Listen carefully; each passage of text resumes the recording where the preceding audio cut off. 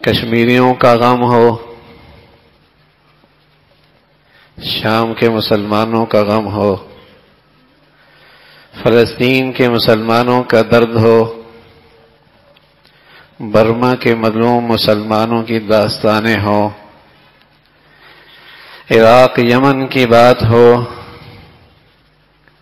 یہ امت میں یہ داستانیں اور غموں کے یہ سلسلے، سچ یہی ہے کہ ان کا رواج پڑا ہی اس لیے ہے کہ یہ امت حضرت صدیق کی غیرت ایمانی سے محروم ہو گئی۔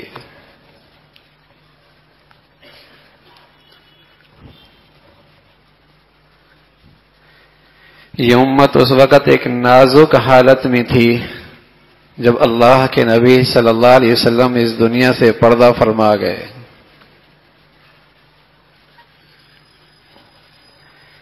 کچھ قبائل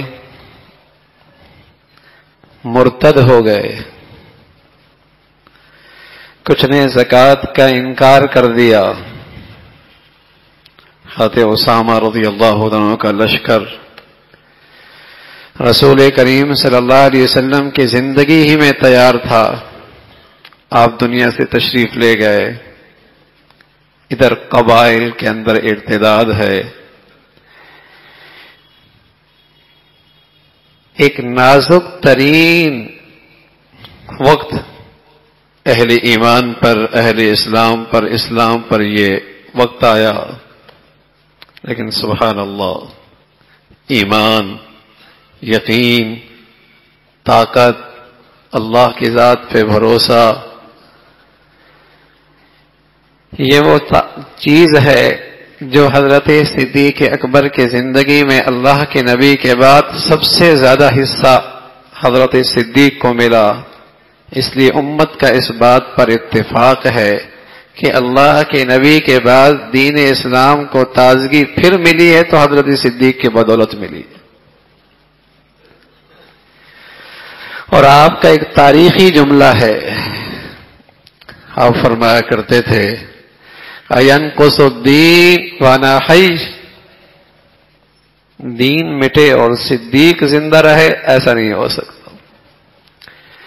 صدیق کے جیتے جی دین کا مٹنا صدیق سے برداشت نہیں ہوگا، گوارا نہیں ہوگا۔ اَيَنْقُصُ الدِّينُ وَأَنَا حَيٌّ، یہ اس پوری امت کی سب سے بڑی شخصیت ہے، سب سے بڑی شخصیت اس امت کی حضرت ابو بکر رضی اللہ عنہ، ان کا یہ جملہ ہے اَيَنْقُصُ الدِّينُ وَأَنَا حَيٌّ، یہی غیرت ایمانی تھی اور اللہ کی ذات پہ بھروسہ اور اعتماد تھا کہ دین اسلام کو ایک نئی زندگی مل گئی۔ کفر میں، شرک میں اللہ نے ایک خاصیت رکھی ہے، جیسے زہر میں ایک خاصیت ہے، تریاق میں ایک خاصیت ہے، نمک میں ایک خاصیت ہے، پانی میں ایک خاصیت ہے۔ اللہ نے اشیاء میں خاصیت رکھی ہے، اللہ نے شرک کے اندر ایک خاصیت رکھی ہے، اور وہ خاصیت ہے ضعف اور کمزوری کی۔ سنلقي في قلوب الذين كفروا الرعب بما اشركوا بالله ما لم ينزل به سلطانا، فرمایا جہاں شرک ہوگا نا وہاں ان کے دلوں پہ ہیبت بیٹھ جائے گی۔ شرک کے ساتھ کمزوری ہے، شرک کے ساتھ ضعف ہے، شرک کے ساتھ مرعوبیت ہے، شرک کے ساتھ بزدلی ہے، شرک کے ساتھ خوف ہے، شرک کے ساتھ کمزوری ہے۔ سنلقی فی قلوب الذین کفروا الرعب، فرمایا یہ مشرک ہیں، ان کے دلوں پہ ہیبت بیٹھی ہوئی۔ جب سامنے مشرک ہو اور ادھر ایمان ہو تو پھر بتائیے کبھی مشرک بھی مسلمانوں پہ غالب آ سکتا ہے؟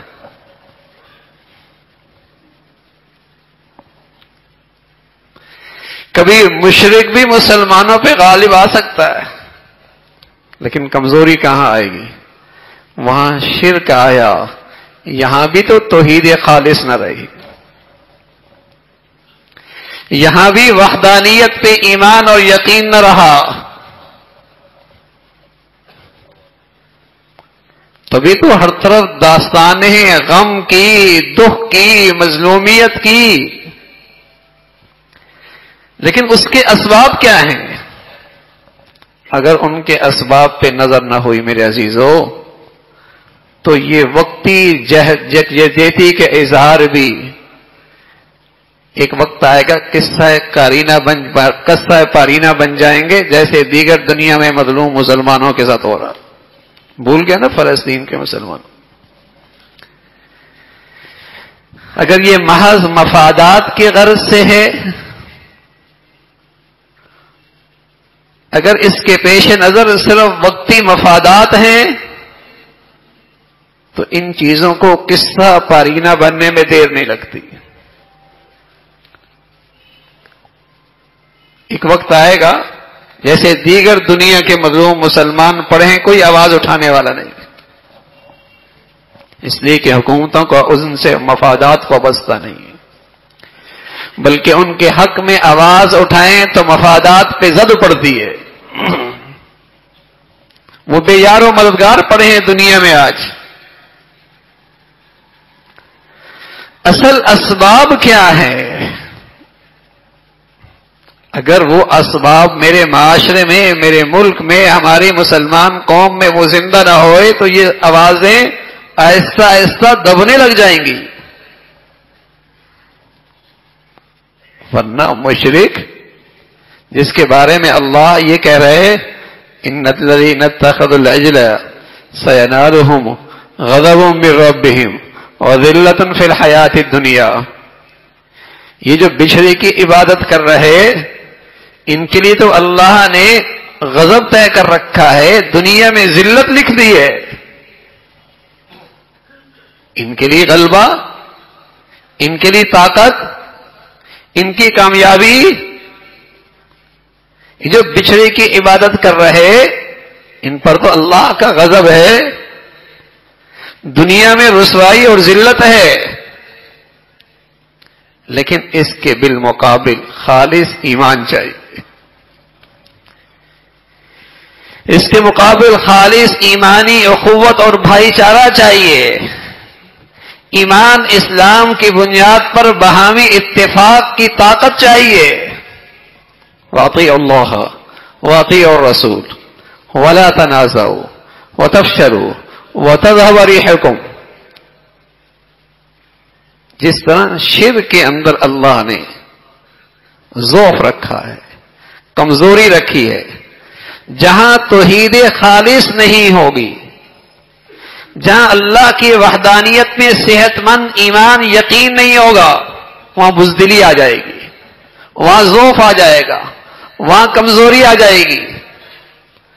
اور دوسری کمزوری کی وجہ واطیعوا اللہ واطیعوا الرسول ولا تنازعوا فتفشلوا وتذهب ريحكم واصبروا۔ اگر تم آپس میں بہم دستے گریبان ہو گئے، تمہارے اندر افتراق اور انتشار ہو گیا، فتذهب ريحكم، تمہاری ہوا نکل جائے گی، فتفشلوا، تم بزدل ہو جاؤ گے۔ ہر گلی میں ایک جھنڈا، ہر گھر پہ ایک نیا جھنڈا، ہر بورڈ پہ ایک نیا گروہ، ایک نئی جماعت، نئی انجمن، اور پھر نفرتوں کی انتہا پر،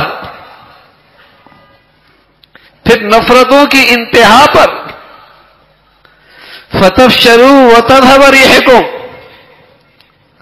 اگر تم یوں افتراق کے انتشار کے شکار ہو گئے اور تمہاری توحید خالص میں اور اللہ کی وحدانیت پہ یقین میں کمزوری آ گئی، تو آج اس کا منظر دنیا میں نظر اٹھا کے دیکھو، کس طریقے سے ہر طرف مظلومیت کی، ظلم کی، انتہا کی داستانیں ہیں، اور ان کی خاطر آواز اٹھانا بھی مشکل ہو گیا۔ آج دنیا میں مسلمانوں کی مدد کے لیے کھڑا ہونا سب سے بڑا جرم بن گیا۔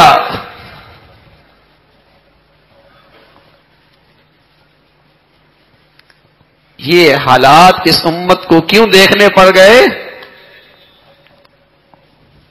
کہ یہ آج خود توحید خالص سے محروم ہو رہی ہے، ایمان اور یقین کی دولت سے عاری ہوتی چلی جا رہی ہے، یہ بہم دستے گریبان ہو چلی ہے، خود اس کے اندر ضعف آ گیا۔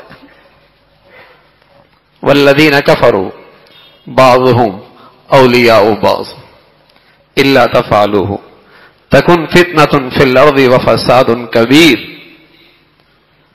والذین کفروا بعضهم اولیاء بعض الا تفعلوه تکن فتنة فی الارض وفساد کبیر۔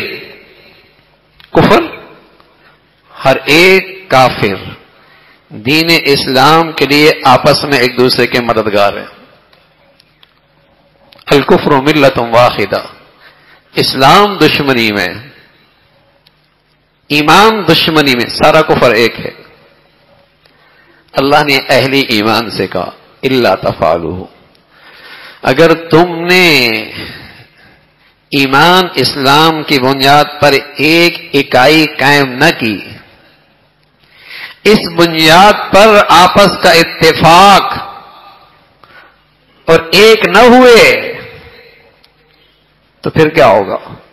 وَفَسَادٌ كَبِيرٌ، پھر دنیا فساد زدہ ہو جائے گی۔ یہ اس وقت قرآن کی آیت اتری جب مسلمانوں کی تیسری مردم شماری میں تعداد صرف 1500 تھی۔ سماجی لحاظ سے، اقتصادی لحاظ سے ان کا کیا وزن تھا؟ کوئی وزن نہیں تھا۔ دنیا کی سپر طاقتوں کے مقابلے میں ان کی حیثیت کیا تھی؟ دنیا کے اسٹیج پہ ان کا کتنا وزن تھا؟ کوئی وزن نہیں تھا۔ لیکن قرآن انہیں کہہ رہا ہے کہ تم اللہ کے ہاں تمہاری قدر و قیمت اتنی ہے، اگر تم نے اسلامی ایمانی اخوت پہ بھائی چارہ قائم کر لیا اور اس بنیاد پر ایک اکائی بنا لی اور ایمان کی بنیاد پر تم سارے اکٹھے ہو گئے تو دنیا سے فساد مٹ جائے گا، دنیا سے ظلم مٹ جائے گا، دنیا سے ناانصافی ختم ہو جائے گی۔ الا تفعلوا، لیکن اگر تم نے ایسا نہ کیا، صرف دنیا میں فساد نہیں آئے گا، فساد کبیر، بہت بڑا فساد آئے گا، بہت بڑا فساد آئے گا۔ تو شرک کے اندر کمزوری ہے اور آپس کے جھگڑوں میں، آپس کے افتراق اور انتشار میں بزدلی اور کمزوری ہے۔ جب کفر نے دیکھا کہ مسلمانوں کے پاس سب سے بڑی طاقت ان کا ایمان ہے، مسلمانوں کے پاس سب سے بڑی طاقت ان کا مذہب ہے، مسلمانوں کے پاس سب سے بڑا ہتھیار ان کا یقین ہے اللہ کی ذات پہ، اور مسلمانوں کے پاس سب سے بڑی طاقت ان کا آپس کا اتفاق ہے، تو سچ یہ کہہ رہا ہوں کہ انہوں نے انہی بنیادوں پر حملہ کیا ہے، انہی بنیادوں پر حملہ کیا ہے۔ آج یورپ میں، امریکہ میں، برطانیہ میں وہ اپنے فوجیوں میں مذہبیت پیدا کرنے کی کوشش کرتے ہیں، مذہب پہ لانے کی کوشش کرتے ہیں، ان کے ادارے بنی ہوئی ہیں۔ کبھی سرحدوں پہ ان کے فوجی آئیں تو پہلے ان کے پادریوں سے ہو کے جاتے ہیں، پہلے ان کی مذہبی کتاب کے سائے سے انہیں گزارا جاتا ہے۔ انہیں پتا ہے کہ اگر مذہب نہ آیا تو ان کی ساری مادی وسائل صفر ہے، وہ خوب جانتے ہیں، لیکن بدقسمتی ہے کہ مسلمانوں کو اس کا احساس نہیں، اور چور اور ڈاکو اگر ان سے کوئی دولت لینا چاہتے ہیں تو ان کی سب سے پہلی ترجیح ہے کہ ان سے ان کا مذہب لے لو، ان سے ان کا مذہب لے لو، اس لیے کہ یہ مسلمانوں کی بہت بڑی طاقت ہے، اور دنیا نے اس طاقت میں اپنا کرشمہ دکھایا۔ تعداد مسلمانوں کی ابتدائی 1500 تھی، اور 1500 کی طاقت نے دنیا کی طرف جدھر قدم اٹھائے، سبحان اللہ، امن اور سلامتی کے جھنڈے لہرا دیے، اور کیوں نہ ہو؟ اللہ کہتا ہے ان ینصرکم اللہ فلا غالب لکم، جب تم اپنے اللہ کے ساتھ ہو جاؤ گے اور اللہ کی مدد اور نصرت تمہارے ساتھ ہو جائے گی، فلا غالب لکم، پھر تم پہ کون غالب آ سکتا؟ تم نے وہ اسباب اختیار کر لیے جس سے اللہ کی مدد اور نصرت آتی ہے، باہمی اتفاق، جس بنیاد پر اللہ کی مدد نصرت ساتھ ہوتی ہے، توحید خالص، اللہ کی ذات پہ یقین، ایمان، اور اس کی مدد اور نصرت تمہارے ساتھ ہو، فلا غالب لکم۔ اور اگلی بات بھی غلط فہمی کو دور کرنے کے لیے کہ وہ ہمارے ساتھ ہو جائے گا تو کشمیر مل جائے گا، اور وہ دنیا کی طاقت ہمارے ساتھ ہو جائے گی تو کشمیر مل جائے گا، اور یوں ہمارے ساتھ ہو جائے گا تو دنیا کے اندر سے مسلمانوں کی مظلومیت ختم ہو جائے گی۔ اللہ نے فرمایا وَإِن يَخْذُلْكُمْ فَمَنْ ذَا الَّذِي يَنصُرُكُم مِّن بَعْدِهِ، ارے اللہ کی مدد اور نصرت تمہارے ساتھ نہ ہو تو پھر تمہاری کون مدد کر سکتا؟ پھر کون کر سکتا؟ لیکن یہ سبق تو مسلمان بھولتی چلے گئے، اللہ کی مدد اور نصرت کو ساتھ لینے کی راہیں تو مسلمان بھولتی چلے گئے۔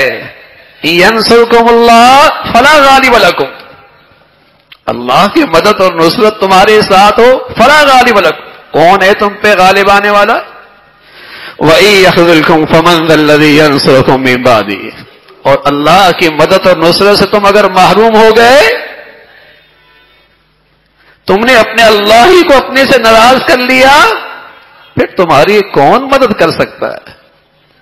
وَعَلَى اللَّهِ فَلْيَتَوَكَّلِ الْمُؤْمِنُونَ، ایمان والے تو اللہ پہ بھروسہ کرتے ہیں، ایمان والے تو اللہ پہ اعتماد کرتے ہیں، اور مسلمانوں کی سب سے بڑی ترجیح اور کوشش ہوتی ہے کہ اللہ کی مدد اور نصرت کو کیسے ساتھ لینا ہے۔